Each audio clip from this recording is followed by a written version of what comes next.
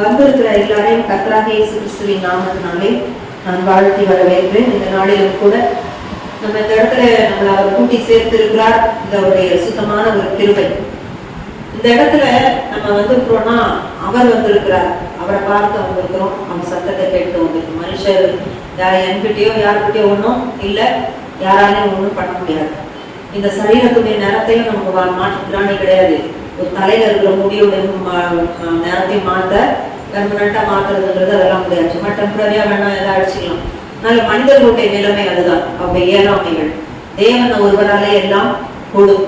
அவரே எல்லாவற்றையும் செய்ய வல்லவராக இருக்கிறார். மனுஷரால் கூடாதவைகள் தேவனால் கூடும். அதனால நம்ம மனிதரை பார்க்கல, அவரை பார்க்க வந்திருக்கிறோம். அவர் சொல்லுகிறத கேட்க வந்திருக்கிறோம்.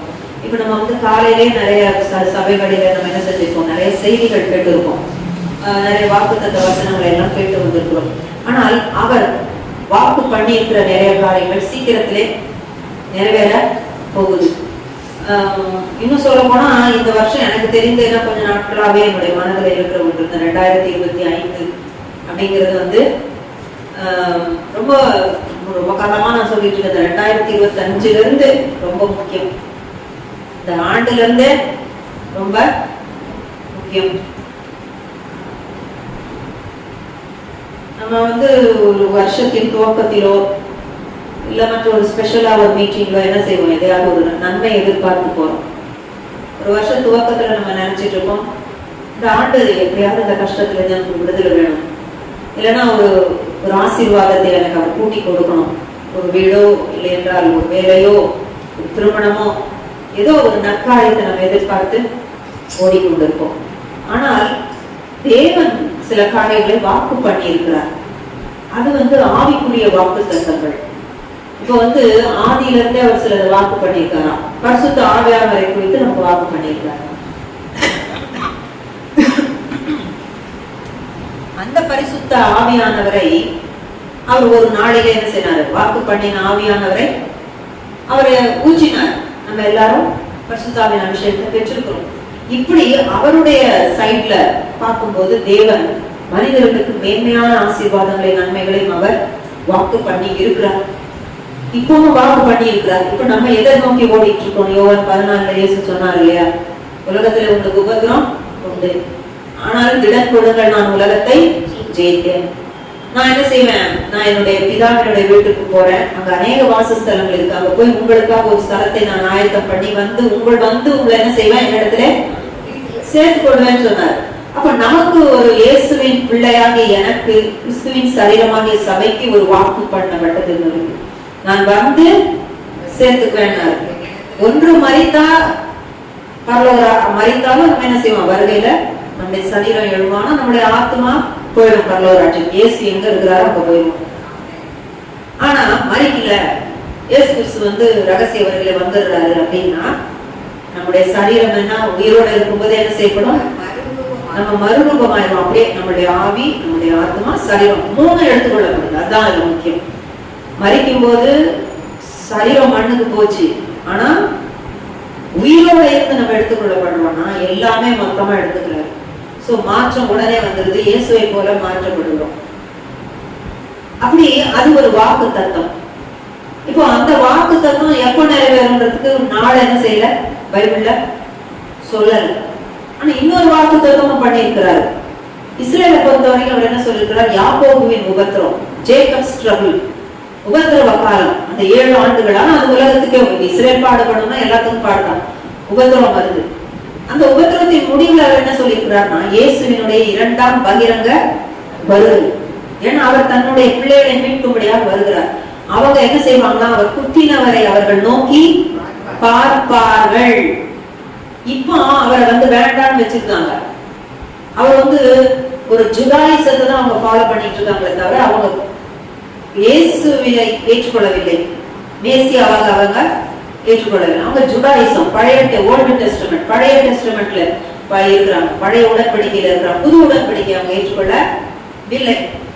அதனால ஒரு உபத்திரவ காலம் அவங்க ஏற்கனவே சொல்லியிருக்க, அந்த உபத்திரவ காலத்துக்கு போக முடியும் பொழுது அவங்க கண்கள் திறக்கப்படும், அவங்க உணர்வடைவாங்க, அவங்க ரட்சிக்கப்படுவாங்க, அவங்க இயேசுவை நோக்கி பார்ப்பாங்க. அவர் சொன்னாரு ஒரு நேரம், இயேசு பிரசங்கம் பண்ணும்போது, நான் பிதாவின் நாமத்தினாலே வந்திருக்கிறேன், நீங்க என்ன செய்யல, என்ன ஏற்றுக்கொள்ளவில்லை. ஆனா பின்னால ஒருத்தன் வருவான், அவன் தன் சொந்த நாமத்தினால வருவான், நீங்க அவனை ஏற்றுக்கொள்வீங்க.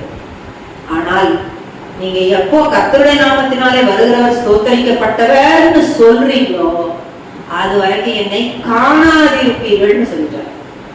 நீங்க இனிமே என்ன அதுக்கு அது வரைக்கும் காணாதிருப்பி பார்க்க மாட்டீங்கன்னு சொல்றாரு. அதுதான் as a nation, ஒரு தேசமாக அவர் இயேசு அவங்களுக்கு சொன்னது. அதனால அவங்க அவரை நோக்கி பார்ப்பாங்க.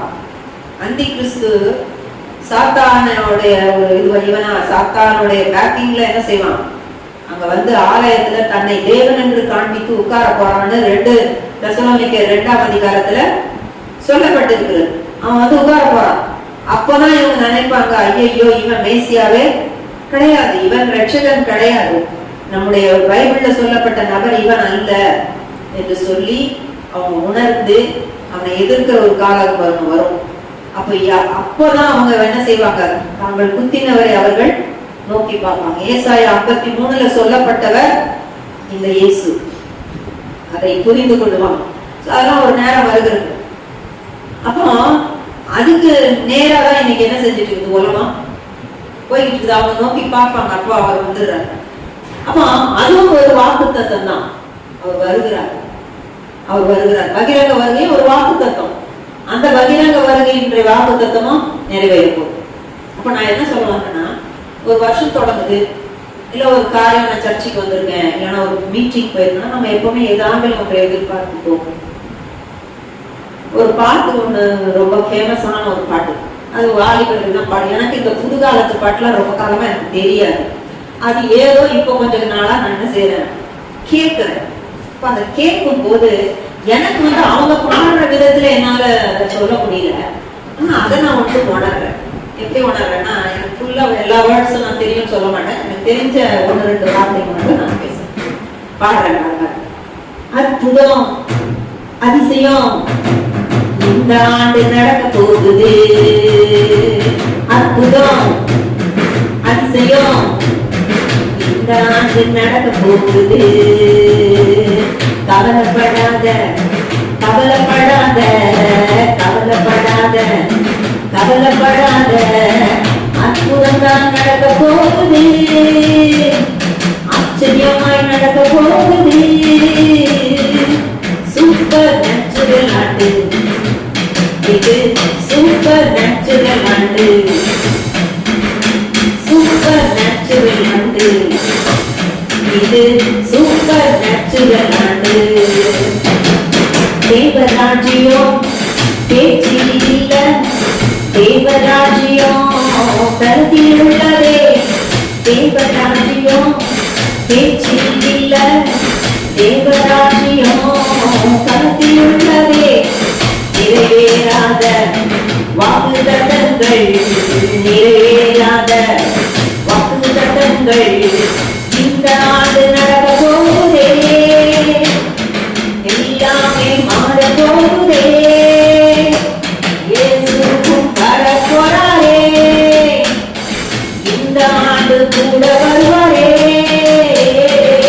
சூப்பர் நேச்சுரல் ஆண்டு இது, சூப்பர் நேச்சுரல் ஆண்டு, சூப்பர் நேச்சுரல் ஆண்டு இது, சூப்பர் நேச்சுரல் ஆண்டு.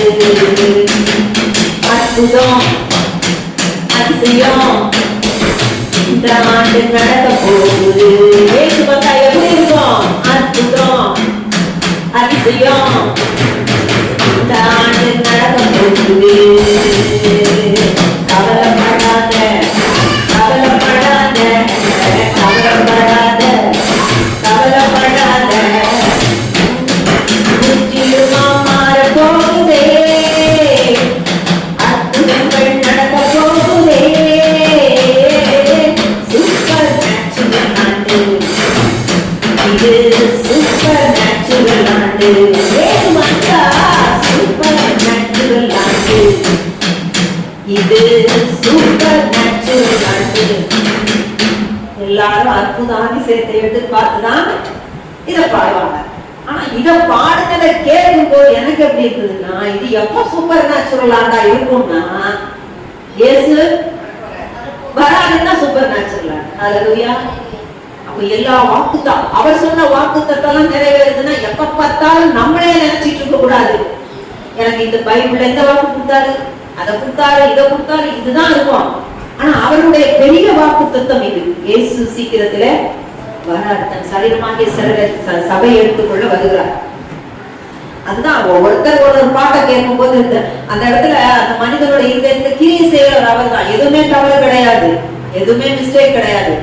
ஆனா அதற்கு சம்பந்தப்பட்ட நபருக்கு என்ன செய்யறாரு, அதான் போடுறாரு. நான் இந்த பாட்டெல்லாம் அந்த கவனிச்சது கிடையாது, ரொம்ப கவனிக்கிறதுல நம்ம பாட்டு பாடி இருக்கலாம்னு தான். ஆனா அன்னைக்கு ஒரு நாள் ரொம்ப கூர்மையா வசனத்தெல்லாம் அப்படி கேட்டுட்டே இருக்கும்போது என்ன வாக்கு நிறைவேற போகுதுன்னு யோசிச்சேன். பட்டுன்னு வந்தது, ரகசிய வருகை நடந்தா வாக்கு நிறைவேறுகிறது. அவர் சொன்ன வார்த்தை நிறைவேற போகுது. சூப்பர் நேச்சுரலா இருக்கு. அல்லேலூயா. ஆமா, அவருடைய வருகை சீக்கிரமா இருக்குது. இன்னைக்கு நம்ம பார்க்க போறது என்னன்னா, சம்பந்தமா சில தீர்க்க தரிசனம் ரொம்ப வேகமா நிறைவேறுது. ஆனா ரகசிய வருகைக்கு எந்த அடையாளமும் சொல்றது இல்ல. ரகசிய வருகைக்கு சீக்கிரம் ஏன் சொல்றோம்னா, இஸ்ரேல் தேசம் வந்துருச்சு. பைபிள் படி அது வரணும், 2000 ஆண்டாம் நாட்கள் இல்லவே இல்லை. ஆனா இப்ப மேப்ல வந்தாச்சு, மக்கள் அங்க குடியேறியாச்சு. அப்புறம் அது தலைநகர் ஒரு காலத்துல டெல் அவீவா இருந்தது. ஆனா அது சரி கிடையாது. எது வரணும், எருசலேம் வரணும். எருசலேம் தான் பைபிள் சொல்ற ஒரு நகரம். அதுபடி 1967 ஜூன் மாதத்துல எருசலேம் இஸ்ரேல் வசமானது, அது தலைநகரம் ஆனது. அப்போ அதுவும் சரியா வந்துருச்சு பைபிள் படி. இப்ப அடுத்தது என்ன வரணும், ஆலயம் வரணும். அவங்க ஒரு ஆலயத்தை கட்டுனாங்க, ஆலயம் இல்லை. அதுதான் பெரிய டிஸ்பியூட்டே, அதுதான் பிரச்சனையே, அதுதான். ஆனால் இப்பவும் ஒரு மிடில் ஈஸ்ட்ல எல்லாம் ஒரு யுத்தமும் பிரச்சனையுமா போய்கொண்டு இருக்குது. எங்க பார்த்தாலும் யுத்தம் தான். யுத்தங்களையும் செய்திகளையும் கேள்விப்படுவீர்கள் சொன்னாரு. நம்ம எல்லாம் உட்காந்து கேள்விப்பட்டு இருக்கிற அந்த கூட்டத்துல நம்மளும் தீர்க்க தரிசனம் நமக்கு நிறைவேறிட்டே இருக்குது, கேள்விப்பட்டு கொண்டே இருக்கிறோம். பூகம்பங்களை குறிச்சு கேள்விப்படுறோம். அங்காங்கே ஜனங்கள் மறிக்கிறாங்க, வாதைகள் எங்க பார்த்தாலும் வாதை. கூட்டமா ஜனங்க என்ன செய்யறாங்க, சாகுறாங்க, பயப்படுறாங்க. இது வந்துடும் அது வந்துரும்ன்றாங்க. என்னென்னமோ நடக்குது. புதுசா நோயெல்லாம் வந்துருது. நான் என்ன பாக்குறது, இந்த யூடியூப்பை பார்த்து ஒவ்வொருத்தரும் தம் பாடியை எப்படி எல்லாம் காத்துக்கிறதுன்னு ஒன்னா பாக்குறேன். நான் சொல்றேன் பாருங்க, நீங்க ஒரு அவயவமும் எடுத்து, நீங்க அத்தனை அவயமும் முதல்ல அதுவே சரியா தெரியாது உள்ளுக்குள்ள எல்லாம் என்ன சமாச்சாரம். நீங்க எடுத்து காப்பாற்றணும்னு நினைச்சு பார்த்து பண்ணா கூட உங்க ஆயுசு பத்தாது. ஏன்னா அது முடியாது. ஒரு டாக்டருக்கே அதை பண்ண முடியாதுங்க. நான் சொல்றேன், ஒரு டாக்டரால கூட முடியாது. ஏன்னா அது அவங்க நம்ம சரீர விஷயம் அவ்வளவு பயங்கரமான விஷயம். அவங்க ஏதோ படிச்சு ஓரளவு வச்சிருக்காங்க, ஆனா இன்னும் ஃபுல்லும் அவங்களுக்கும் தெரியாது. இது எல்லாத்துக்கும் ஒரு என்ன சொல்றது, ஒரு இதை சாப்பிடணும் அது சாப்பிடணும் எல்லாம் சாப்பிடணும் பணமும் தான் வேண்டாம் சொல்லல. ஆனாலும் நிரந்தரமான ஒரு முடிவு கிடையவே கிடையாது. டயர்சம். ஒரு டைமுக்கு மேல நீங்க பாருங்களேன், பலவீனமா இருக்கிறவங்க, சரீர பலவீனங்களுக்கு போறவங்க டயர்ட் ஆயிடுவாங்க. மாத்திரை போட்டு அந்த ட்ரீட்மெண்ட் எடுத்து டயர்ட் ஆயிடும், தூக்கி போட்டுருவாங்க.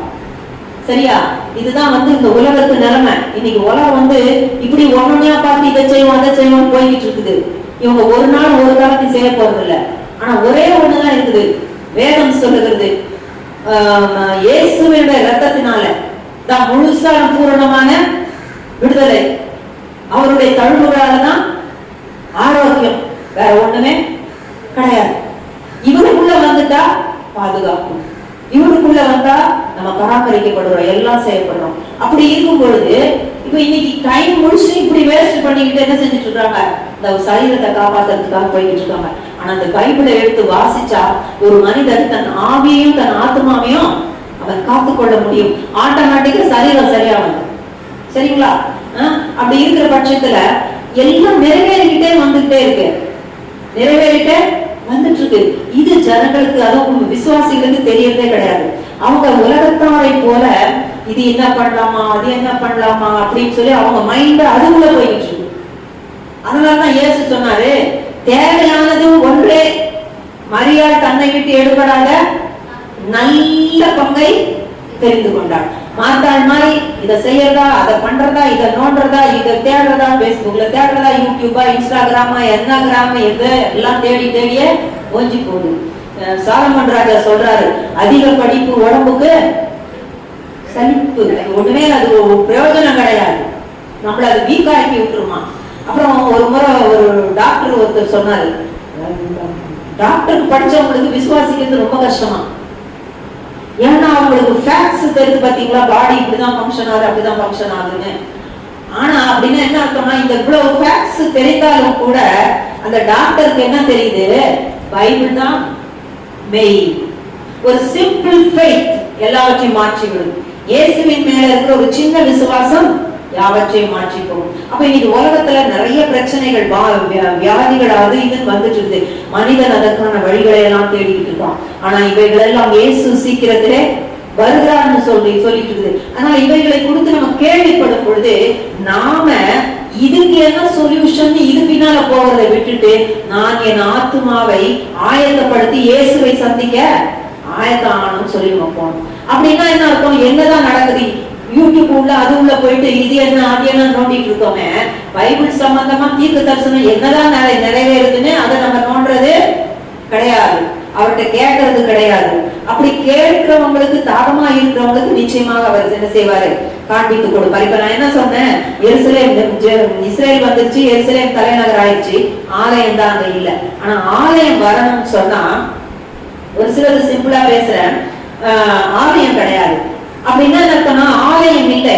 இப்ப 2000 கிட்டத்தட்ட அவங்க 70 AD அவங்க எல்லாவற்றையும் இழந்தாங்க, ரோமர்கள் வந்து சூழ்ந்து கொண்டாங்க, எல்லாவற்றையும் இழந்தாங்க, ஆலயம் தீக்கிரையாக்கப்பட்டது, அடிச்சு நொறுக்கு எல்லாம் பண்ணிட்டாங்க ரோமர்கள். ஏசு அதை சொன்னாரு, இந்த கல்லின் மேல் ஒரு கல் இராதபடிக்கு இது முற்றிலும் என்ன செய்யும், அழிக்கப்படும், தரைமட்டமாகப்படும் சொன்னாரு. அதுபடியே அது போயிடுச்சு. அப்போ இன்னைக்கு அதனுடைய அது ஒரு மேற்கு வாசல், மேற்கு சுவர், அது அதுல போய் முட்டி முட்டி மோதி நிக்கிறாங்க. அங்க வேறு மார்க்கத்துக்குரிய விஷயங்கள் தான் அங்க இருந்து கொண்டிருக்கு. ஆகவே பிரச்சனை அங்க இருந்து கொண்டிருக்கு. ஆனா ஆலயம் வரும், நாங்க ஆலயத்தை கட்டுவோம் என்று சொல்லி அவங்க வந்து தேவனைகளை ஆலயம் கட்ட வைப்பாரு, ஆலயத்தை கட்டினா மேசியா வருவார் அப்படின்னு ஒரு நம்பிக்கையில அவங்க இருந்தவங்க இப்ப எப்படி ஆயிட்டாங்கன்னா, மேசியா ஆலயத்தை கட்டினாதான் வருவாருன்றத மாத்திக்கிட்டு நாங்க மேசியா வந்தாலும் வராட்டாலும் நாங்க எதை கட்டுவோம், ஆலயத்தை கட்டுவோம்னு சொல்லி அவங்க ஃபுல் ப்ரிப்பரேஷனுக்குள்ள அவங்க வந்துட்டாங்க. ஆனா என்னதான் அவங்களுக்கு இல்லை என்றால், அந்த டெம்பிள் மவுண்ட்டுக்கு போறதற்கான ஆக்சஸ் தான் இல்லாம இருக்கு. எல்லாம் ரெடி பண்ணி வச்சாச்சு, லேவியர்களை ஆசாரிய ஊழியம் செய்ய ரெடி பண்ணியாச்சு.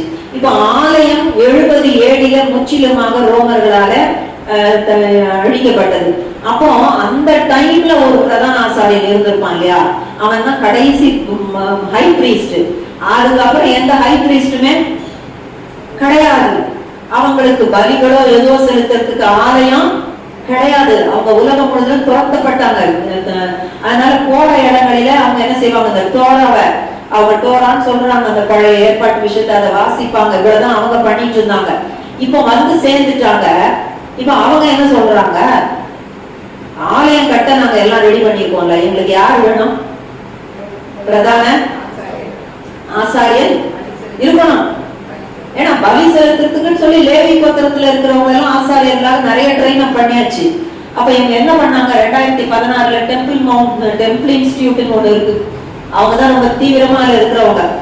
அது அந்த அரசாங்கமும் அதோடைய பேக்கிங்ல தான் இருக்கு, அரசாங்கத்தோட பேக்கிங்ல தான் அது இருக்கு. அப்போ அவங்க என்ன பண்ணாங்க, 2016 இன்டரிம் ஹை பிரீஸ்ட்னு சொல்லி ஒரு மனிதனை என்ன செஞ்சாங்க, பிரதான ஆசாரியர், தற்காலிக பிரதான ஆசாரியனா ஏற்படுத்தினாங்க. ஆனா இப்போ ரீசெண்டா அந்த மனிதனை பிரதான ஆசாரியர் சொல்லி அபிஷேகம் பண்ணிட்டாங்க. அந்த மனுஷனை பிரதான ஆசாரியன் அபிஷேகம் பண்ணாங்க. இப்ப இவங்களுக்கு ஒண்ணுதான் இல்ல, அந்த டெம்பிள் மவுண்ட்டுக்குள்ள போறதுக்கான ஆக்சஸ் போக முடியல, நேரம் அது ஒண்ணுதான் இல்ல. அவங்க விடுதலையோட ஃப்ரீயா போயிட்டு வர முடியல, எல்லாத்தையும் செய்ய முடியல. அதை செய்ய அதுக்கான ஆக்சஸ் கிடைச்சா இவங்க அவங்க சொல்றாங்க, விதின் a week, ஒரு வாரத்துல ஆலயம் வந்துருந்தாங்க, எல்லாம் ரெடியா இருந்தாங்க, கம்ப்ளீட்டா ரெடியா இருக்கு. அந்த மனோராவை செஞ்சு அழகா ஒரு கிளாஸ் டைப் மாதிரி ஏதோ ஒரு பாதுகாப்பான ஒரு இதுல எல்லாருடைய பார்வைக்கும் வச்சிருக்காங்க, குத்து விளக்க செய்து. அப்புறம் அந்த அப்பங்கள் வைக்கிற அந்த டேபிள் அதுக்கானது, தூபம் காட்டுற அந்த பலி, அந்த பீடம், ஆமா. அதுக்கப்புறம் பலி செலுத்துனா அந்த ரத்தத்தை எடுப்பாங்க இல்லையா, அதற்கான பொருள், வெள்ளியில ஊதுற அந்த எக்காலங்கள், இப்படி எல்லாம் பிரதான ஆசாரியனுக்கான உடை, அவன் போடக்கூடிய அந்த பிரஸ்ட் பிளேட்ல போடுற அந்த ஒண்ணு இருக்கிறது, 12 ஜெம்ஸ் அதுல இருக்கும். அந்த 12 நிற கற்களும் எல்லாம் ப்ரிப்பேர் பண்ணிட்டான். எல்லாமே ஈக்குவல், எல்லாமே ரெடியாக இருக்கிறது.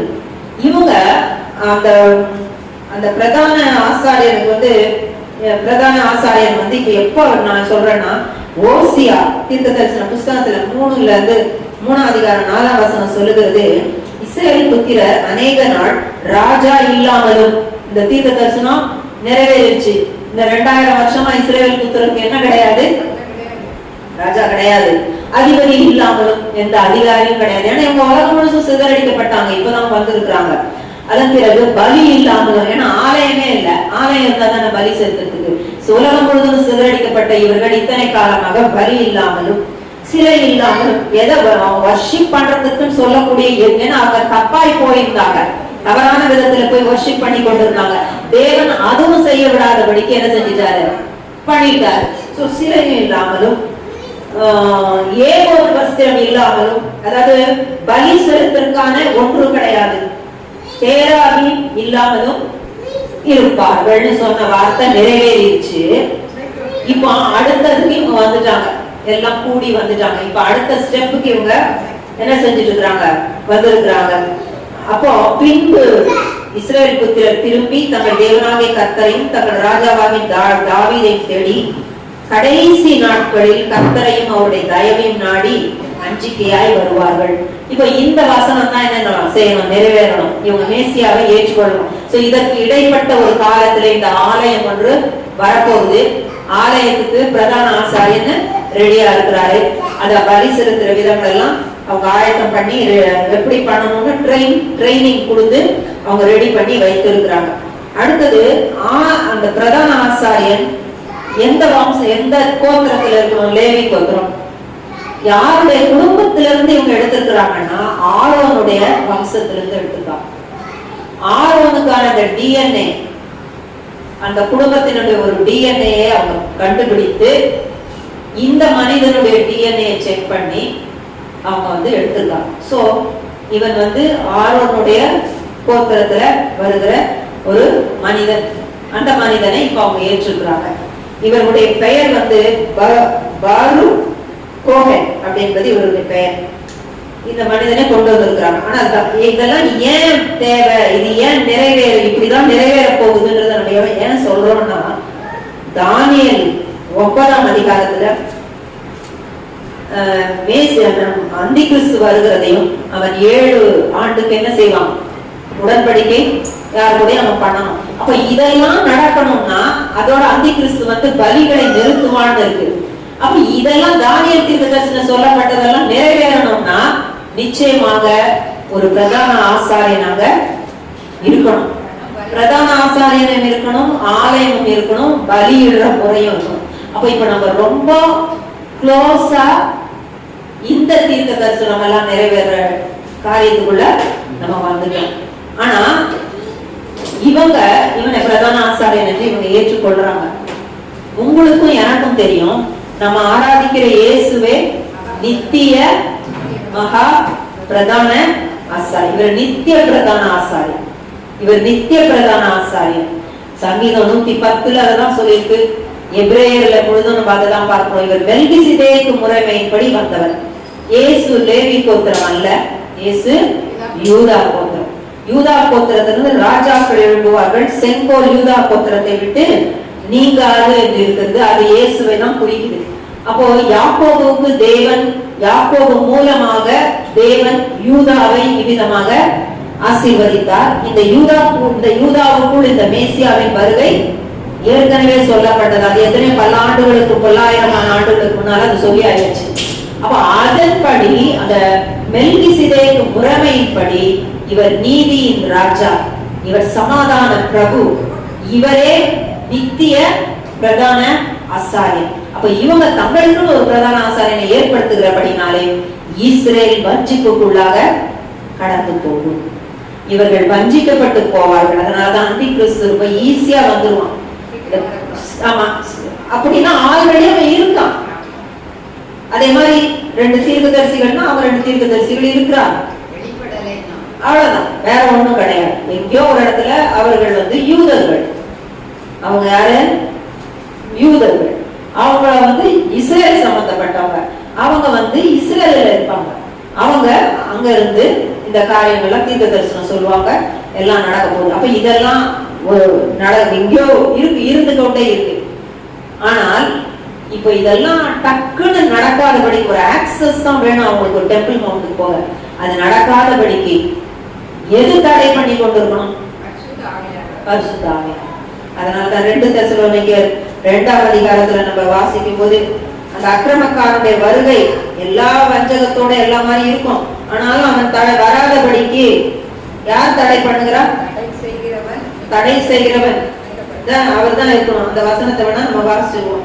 2 தெசலோனிக்கேயர் 2ஆம் அதிகாரத்தை எடுத்துக்கொள்ளலாம்.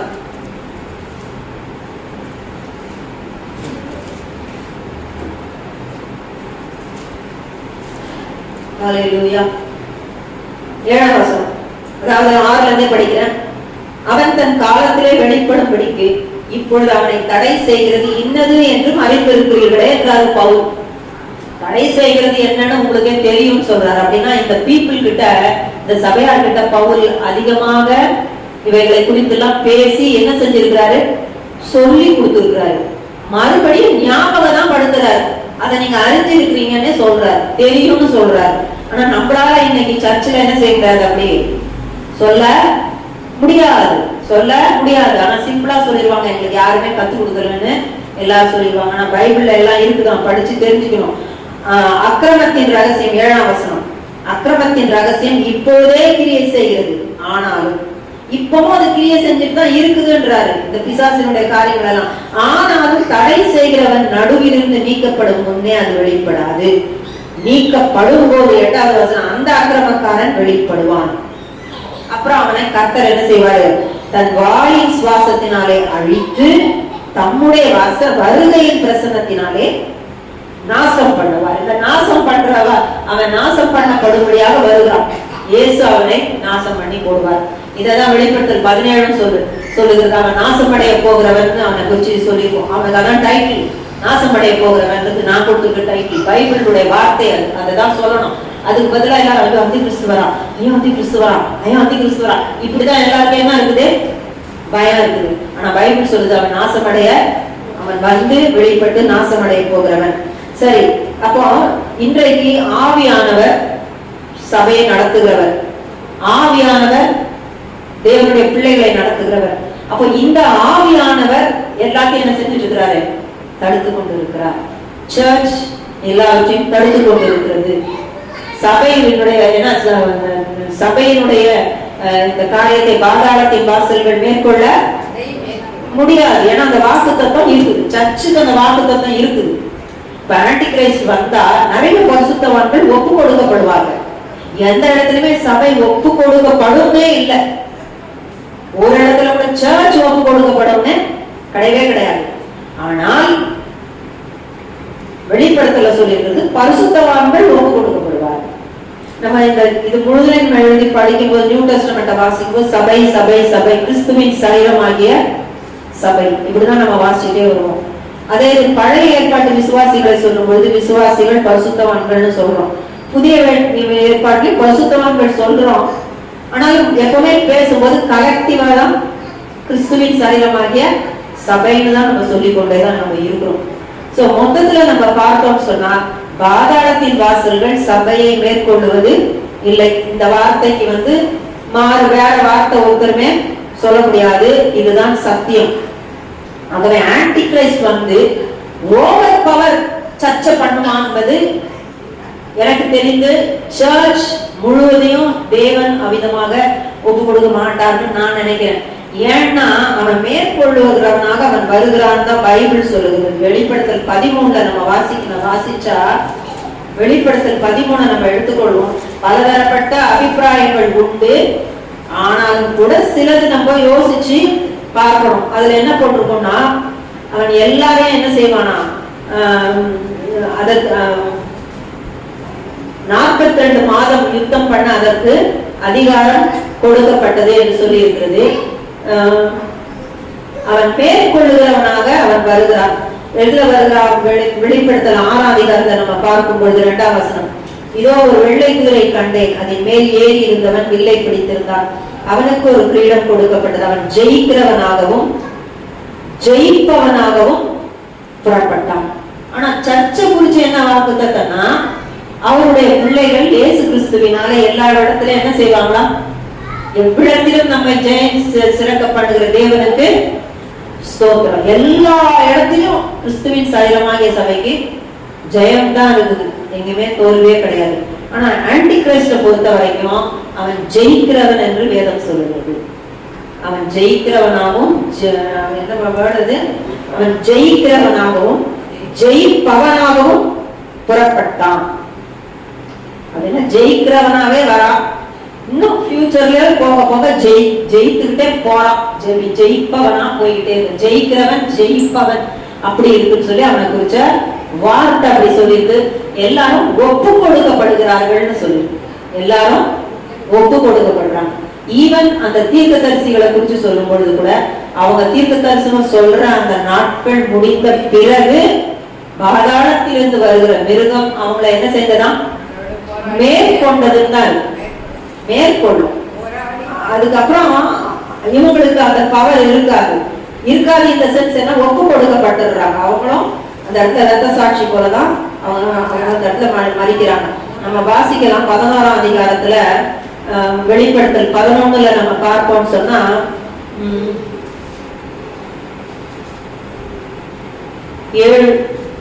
அவர்கள் தங்கள் சாட்சியை சொல்லி முடித்திருக்கும் போது பாதாளத்திலிருந்து ஏறுகிற மிருகம் அவர்களோட யுத்தம் பண்ணி அவர்களை ஜெயித்து அவர்களை, ஆனா ஒரு விசுவாசிய ஒண்ணு ஜெயித்ததுன்னு ஒண்ணு கிடையவே கிடையாது. இயேசுவின் இரத்தத்தினால மீட்கப்பட்டவர்களை யாரும் சத்துரு என்ன செய்யாது. ஏன்னா இது பாதாளத்துல இருந்து ஏழை வர மிருகம், இந்த மிருகம் ஜெயிக்குன்றது சொல்லியிருக்கு. அதனால சில நேரங்கள்ல அதாவது நிறைய இதை குறித்து என்ன சொல்றது டிபேட்ஸ் நிறைய நடந்துட்டு இருக்குது. ஆனாலும் இப்படி ஒரு சில வசனங்களை நம்ம பார்க்கும் போது நம்ம அதோடைய பகுதி வரைக்கும் நம்ம கோபமா இருக்கும். ஆனா அதுக்குள்ள கர்த்தர் என்ன செய்வாரு, தன் சரீரமாகிய சபையை எடுத்துக்கொள்வார் என்பது ஒரு விசுவாசம், ஒரு நம்பிக்கை. ஆனா பலதரப்பட்ட கருத்துக்கள் இதுல இருக்கிறது. நம்முடைய நம்பிக்கை என்ன, பாதாளத்தின் வாசல்கள் சபையை மேற்கொள்ளுவது இல்லை, அவ்வளவுதான். நம்ம கிறிஸ்துவின் சரீரமாகிய சபை இதை மேற்கொள்ளவே முடியாது. ஏன்னா அவருடைய அது சத்தியம், அதுதான் சத்தியம், பொய்யாகாது. இயேசு மாறுகிறவர் கிடையாது. அந்த இடத்துல இந்த அர்த்தத்துக்காக நான் சொன்னேன், இப்ப நான் மாத்திக்கிறேன் அப்படி இயேசு பேச மாட்டார்.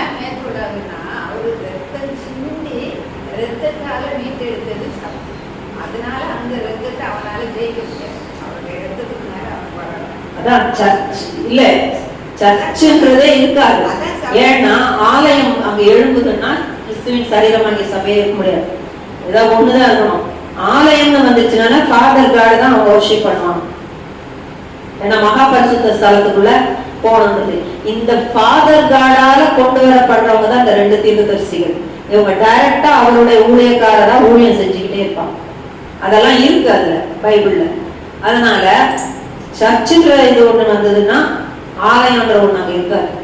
இப்ப சர்ச்சு இருக்குது, அதனால அங்க ஆலயம் இல்லை. இது எழுதப்படும் பொழுதுதான் அங்கே வரும் ஆலயம். அதனால இதற்கு முன்பாக இது நடந்தாங்க. அதனாலதான் ஹை பிரீஸ்ட் அதுக்கு ரெடி ஆயாச்சு, எல்லாம் ஆயத்தமா இருக்குது. திடீர்னு மாற்றங்கள் வந்துடும், நமக்கு தெரியாது. நம்ம கிட்ட சொல்லிக்கிட்டு யாரும் அங்க எதுவும் செய்ய போறது இல்லை. ஆனா ஆவியானவர் மாத்திரம் என்ன செய்வாரு, நம்முடைய இருதயத்துல ஆயத்தப்படு, உலகத்துக்கு பின்னால போகாத, நீ இயேசுவை தேடு, நீ பைபிளை படி, நீ நல்ல பாட்டு பாடு, நீ அவருக்காக வாழு, உன்னுடைய ஜீவன் அதற்காக இருக்கட்டும் அப்படின்னு சொல்லி எதுக்கும் கவலைப்படாத, சந்தோஷமாயிரு, மனமகிழ்ச்சியாயிரு, அவருக்கு சாட்சியாயிரு என்று சொல்லி பரிசுத்த ஆவியானவர் ஒவ்வொரு ஆத்துமாவையும், இயேசுவை பின்பற்றுகிற ஒவ்வொரு ஆத்துமாவையும் உந்தி தள்ளி கொண்டே இருப்பார். பரிசுத்த ஆவியானவர் தான் நம்மளை என்ன செய்வார், உதவி செய்வார். அவர் தான் நமக்கு உதவி, வேற யாரும் நமக்கு உதவி இல்லை. அதனால ஆவியானவர் சபைக்கு சொல்கிறதை காது உள்ளவன் கேட்கணும், ஆவியானவர் சொல்கிறத கேட்கணும். ஆவியானவர் கிறிஸ்துவின் சொன்ன வசனத்தை ஞாபகப்படுத்துவாரு. அதற்கு அதிகமாகவும் அவர் தான் கற்றுக் கொடுப்பார். மனிதர்கள் கற்றுக் கொடுக்க முடியாது, ஊழியக்காரங்க கற்றுக் கொடுக்க முடியும். எல்லாருக்குமே கற்றுக் கொடுக்கிறவர் ஆவியானவர் தான். அதனால அந்த ஆவியானவரை நம்ம சார்ந்து கொள்ளணும். இந்த ஆவியானவர் சபையோடு இணைக்கப்பட்டவர். இவர் எடுத்துக்கொள்ளப்படும் பொழுது அங்க ஆலயம் வரும். அதனால ஒண்ணு இந்த ஆலயம் இல்லைன்னா அந்த ஆலயம். இப்ப நாமெல்லாம் ஆலயம், நீங்களே தேவனுடைய ஆலயம். இந்த கிறிஸ்துவின் சரீரமாகிய சபையாகிய ஆலயம் பூமியில இருக்கிறபடினாலே தேவராட்சியம் இப்ப இங்க இருக்கு. இது எடுத்துக்கொள்ளப்படும், அதுக்கப்புறம் தான் அது வரும். அப்ப நம்ம எவ்வளவு க்ளோஸா இருக்கிறோம்ன்றது தான் இன்னைக்கு மெசேஜ். நம்ம ரொம்ப பக்கத்துல இருக்கிறோம். அதனால ஒருவேளை இயேசு கிறிஸ்து இந்த வருஷமே வந்து ரகசிய வருகை வந்துச்சுன்னு வைங்களேன், அந்த பாட்டு பாடினபடி சூப்பர் நேச்சுரல் ஆண்டு, இது சூப்பர் நேச்சுரல் ஆண்டு, அற்புதம் அதிசயம் இந்த ஆண்டு நடக்க போகுது. இயேசுவின் வருகையும் இந்த ஆண்டு நடந்து விடலாம். சூப்பர் நேச்சுரல் ஆண்டு, இது சூப்பர் நேச்சுரல் ஆண்டு, சூப்பர் நேச்சுரல் ஆண்டு, இது சூப்பர் நேச்சுரல் ஆண்டு. தேவராட்சியம் பேச்சில் இல்ல, தேவராட்சியம் பரப்பில் உள்ளதே. தேவராட்சியம்